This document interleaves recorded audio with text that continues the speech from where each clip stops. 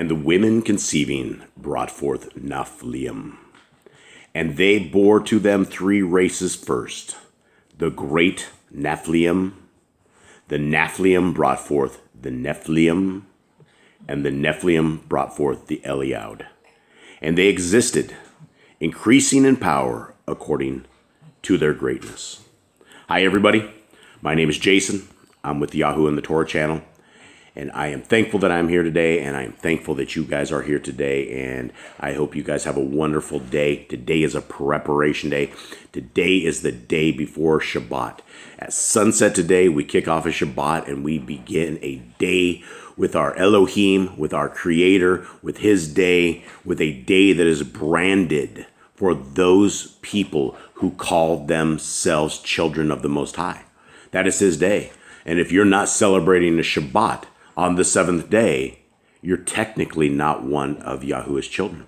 So it all begins with Shabbat, and it begins with understanding the will, the ways, and the heart, the mind, the soul of our Creator and His path that He has given to every single one of us.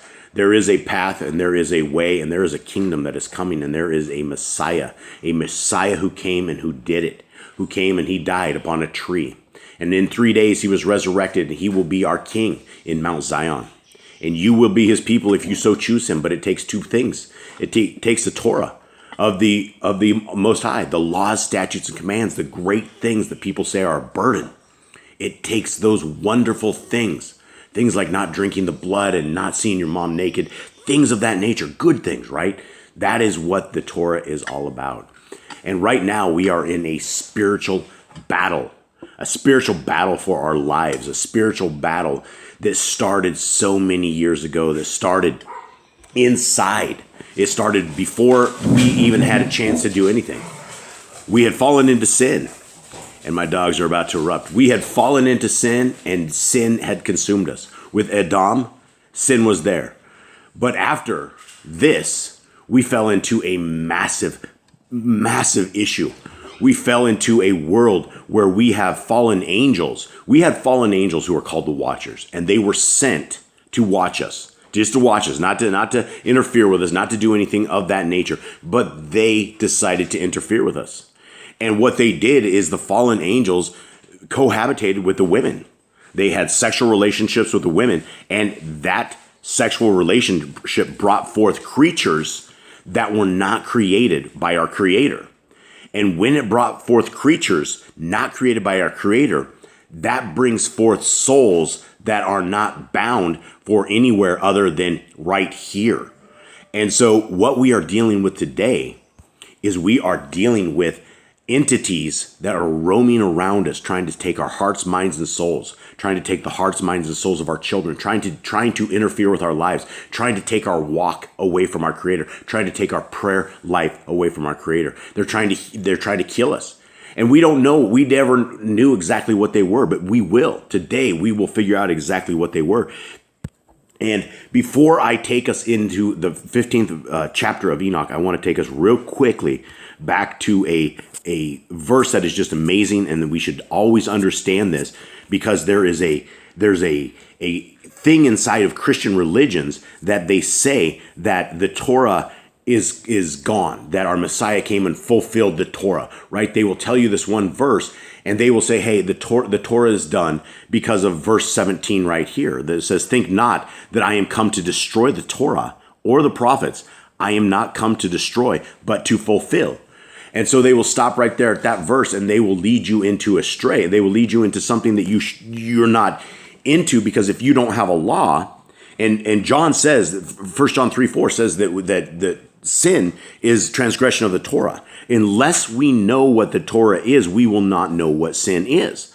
And so we can't stop there at that verse, because we're having a conflict with Pastor Jim Staley, who says when the Messiah comes back, there will be no more, certain sins will not be around anymore. And he quotes polygamy, and polygamy isn't even a sin in the Bible. There's endless accounts of men and many women inside of a marriage. It's a man and many different women, and they have successful marriages. I'm sure it's a little crazy, but this, before we go into Enoch, I want to tell you this, because this will prove this verse 18. For amen, I say unto you, till heaven and earth pass, one yod or one tittle shall in no wise pass from the Torah till all be fulfilled. Guys, what it says right there is this says, heaven and earth will pass. Till heaven and earth. So we're looking, if you want to know when the Torah is over, when should you stop keeping the Torah? When heaven and earth pass away. And people are arguing with me that, oh, the earth will pass away, this will pass away. Things of this nature will pass away. Well, here's some things, because the Messiah is going to be reigning on earth. This is the kingdom to come here on earth as it is in heaven, right? And so as we get into Enoch, we must understand that we have been told that the Torah will not be gone until heaven and earth pass away. So we're looking for that. And let's start here, Enoch 15. And let me set this up, because prior to this chapter in verse 14, Kanoki, Enoch, as people say his name is, he is in a vision. He is walking through this incredible place where the buildings are made of crystal. The floors are made of fire. The ceiling, he describes it as agitated stars with lightning above him. And he makes it through this one section, and then he makes it to another one, and he can see the throne room, and he can see fire coming underneath the throne room. And out of this vision, this is our creator that is talking to him. So he is setting this up, and he goes, verse 1, then addressing me, he spoke and said, hear, neither be afraid, O righteous Kanok. You scribe of righteousness, approach hither and hear my voice. Go, say to the watchers of heaven, who have sent you to pray for them, you ought to pray for men and not men for you. And so here we have the watchers, the ones that have just created great evil with the women. And guys, we're talking about 3 different races they created in a spans of hundreds of years, right? It went from the watchers to the women, and then into the Nephilim, and then the Nephilim created the Nephilim, and then the Nephilim created the Eliad. And in between that, I believe that the Nephilim and the Eliad would have all interbred, and they would have just created bigger and bigger giants, up to the point of 450 feet, which makes the pyramids almost nothing. It's Legos, Tinker Toys. That's how the pyramids got owned. So we are told that the Creator tells them, you angels should be praying for man and not man for angels. That was never meant to be. Verse 2, wherefore, and he's talking again to these angels, have you forsaken the lofty and holy heaven, which endures forever, and have lain with women, have defiled yourselves with the daughters of men, have taken to yourselves women, have acted like the sons of the earth, and have begotten Nephilim. Guys, right there, we just understood that in Matthew 5, when heaven and earth pass away, right? It says heaven right here is going to endure forever. So that answers the question, how long is the Torah of Yahuwah good? And it will be till heaven and earth pass away, and heaven is not going to pass away. I don't believe earth will either. It may be later, but for the first little bit, it's going to be a place of dwelling that we will want to be. Now, what we're going to do is we're going to show you guys what is haunting us, what goes around trying to creep with us, trying to attack us, trying to hurt us all the time. Verse 3, you being spiritual, holy, and possessing a life which is eternal, have polluted yourselves with women, have begotten in carnal blood, have lusted in the blood of men, and have done as those who are flesh and blood do. These, however, die and perish. See, that's the interesting thing. The angels, the watchers that came to help us or to watch us, were never, ever supposed to have entities born of human blood, right? Life is in the blood. How we live, how we breathe, how everything is in the blood. You cut our veins, you cut our throat, we will die out very quickly because our blood, everything is in the blood. It's a Torah command that we're not to leave blood on the ground. We're supposed to cover it up with dust. We're not, we're unclean when we touch blood. Things of that nature. There's something about the blood, right? And that is why the blood of the Messiah is what coats us. It is the life force of everything. Salvation begins at the tree. Verse 5, therefore have I given to them women, that they might cohabitate with them, that sons might be born of them, and that this might be transacted upon the earth. But you from the beginning were made spiritual, possessing a life which is eternal and not subject to death forever. Therefore, I made not women for you, because being spiritual, your dwelling is in heaven. So again, that gives us another huge look at the entities that are, and I'm sorry for the dog barking in the background. I can't do anything about it. It annoys me. Hopefully it doesn't annoy you guys. That is why we have what we have going on right now, is because of this exact thing. Verse 8.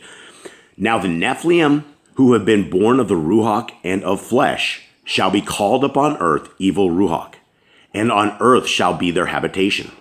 Evil Ruach shall proceed from their flesh, because they were created from above. From the holy watchers was their beginning and primary foundation. Evil Ruach shall they be upon earth, and their Ruach, which is a spirit, guys, of the wicked shall be called. The habitation of the Ruach of heaven shall be in heaven, but upon earth shall be the habitation of terrestrial Ruach who are born on earth. Now, guys, we're talking 3 generations, 4, really, when you talk about the watchers and the women. That's the first generation. Then you have the Nephilim, and the Eliad. So there's like 4 generations there. So that is an enormous amount of time. We could be talking millions of entities out there. There were enough of them that they got so big that the food created by man was not enough. They could not create enough food. They began eating the men, the women, everything here, right? So they started doing bloodlust with the animals. And you can imagine them, they could pick up a cow or a horse in their hands, probably flip the head off and drain the blood into their mouth. They're huge. It would be like us, trying to eat ants and things. They were just a totally different size. Even the guys, first generation, second generation, they were way bigger than the humans. So this is a problem, because when we're talking a number of villages and an earth of these people, their souls don't go anywhere but to attack us. Here, listen up. Verse 9. The Ruach of the Nephilim are like clouds, which shall oppress, corrupt, fall, content, and bruise upon earth. They shall cause lamentation. No food shall they eat, and they shall be thirsty. They shall be concealed and shall rise up against the sons of men and against women, for they come forth during the days of slaughter and destruction. So this is an incredible chapter. What we learn is that there are the souls of the watchers, the kids, the sons of the kids and the watchers. They are all now haunting us because there is no place for them, right? And so they will sit up on. And have you guys felt oppressed? Have you guys felt corrupted? Have you felt bruised? Do you guys just out of nowhere, do you start arguing with your spouse? Do your kids rise up for some weird reason? I believe that what we enter into our minds, hearts, and souls is how powerful these entities will be that are attacking us, right? We know from extracurricular text that there is a world around us, and we would probably be very spooked if we could actually see the realm that exists outside of us. We know that there's angels that protect us, and we know that there are demons, which are the sons of the watchers, right? Fallen angels, children, are the demons that haunt us day after day. And they are on this earth and they are infecting people. Then, that is what the unclean spirits are. Where did these things come from? How did they come? So we're not dealing just simply with Hasatan and his band of angels, but we're also dealing with a whole other group of rebellious angels that, all the leadership are now bound, but all the children curse us till the end. And so there's only a couple ways out of this stuff, guys. When we're dealing with unclean spirits, the Messiah talked about fasting and praying, right? Fasting and praying, and trying to force them out. When things are going completely wrong, when it feels like every evil force is against you, it could very well be. And this is where we must pray to Yah. We must pray to our Creator. We must ask Him to unbind what has been bound on us. Help us to get out of this. Help us to be free from the forces of darkness that are attacking us and waging war upon the people. Guys, this is a time that we must be solid in the Torah. When you guys start reading Genesis, Exodus, Leviticus, Numbers, and Deuteronomy, and you start reading all these other books inside of it, it emboldens you and it strengthens you and it gives you the eyes to see and ears to hear. We are only able to defend against the things that we know about and the things that we know that are attacking us. And now that we know that the demons that are out there are probably in the millions, and they are after us, and that is they're literally their job. They until the Messiah comes and puts them away, we are probably always going to be hounded by the sons of the Watchers. Sons of the Watchers. So guys, I hope you guys have a wonderful day. I hope you guys are preparing for Shabbat. As sunset today is our Creator's day. It is His wonderful day. Again, it is the mark of those who love our Creator and those who will fall into obedience with Him. And thank you guys all for listening. If you made it through this far, I hope you guys have a wonderful day. I'm out.